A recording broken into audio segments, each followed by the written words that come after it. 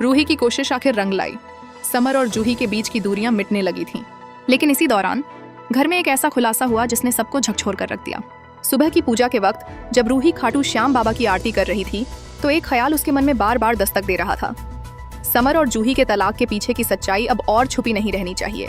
रूही ने आखिरकार समर की मां से इस मुद्दे पर बात करने की ठानी, लेकिन जैसे ही उसने डिवोर्स से शब्द लिया, समर की मां के चेहरे पर एक अजीब सी घबराहट आ गई। उसी समय दरवाजे की घंटी बजी। रूही ने जैसे ही दरवाजा खोला, सामने एक बुजुर्ग महिला खड़ी थी, नर्स की पोशाक में, चेहरा मास्क से ढका हुआ, लेकिन वो आंखें जैसे कुछ छुपा रही थीं। ये कोई और नहीं बल्कि समर और नहार की दादी थीं।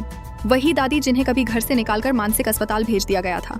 सबको लगता था कि वो मानसिक रूप से अस्वस्थ हैं, लेकिन असलियत कुछ और ही थी। दादी पूरी तरह होश में थीं और उन्हें झूठे इल्जामों में फंसाया गया था। दादी ने कहा, क्या इस घर में कोई बच्चा है?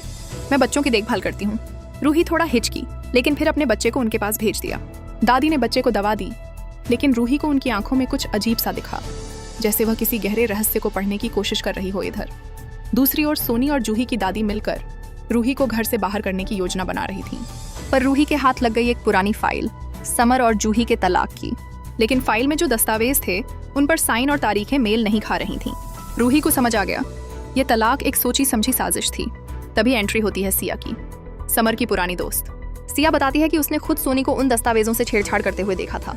रूही के लिए ये बड़ी उम्मीद बन जाती है, लेकिन खतरे भी बढ़ने लगते हैं। अब दादी हर वक्त रूही पर नजर रखने लगी थी।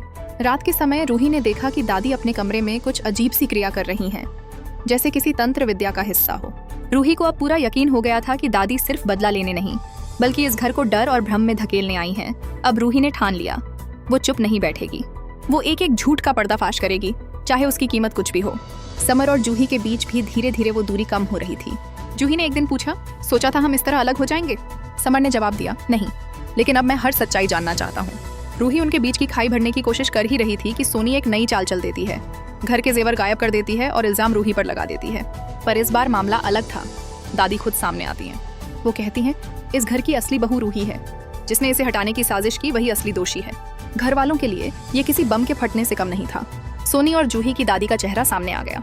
समर और जूही फिर से एक हो जाते हैं। रूही ने सिर्फ एक टूटा हुआ रिश्ता जोड़ा नहीं, बल्कि अपने हौसले और सच की ताकत से पूरे घर को एकजुट कर दिया। लेकिन क्या यही अंत है? क्योंकि अगले ही पल एक अनजान फोन कॉल आती है और आवाज कहती है, तुम्हें क्या लगा खेल खत्म हो गया? स्क्रीन ब्लैक हो जाती है। अगर आप भी चाहते हैं कि रूही ऐसे ही हर झूठ को बेनकाब करती रहे तो इस वीडियो को लाइक करें, चैनल को सब्सक्राइब करें और कमेंट में लिखें, आई सपोर्ट रूही। आपके हर सपोर्ट से ही रूही को मिलेगी उसकी असली जीत। मिलते हैं अगले धमाकेदार ट्विस्ट के साथ।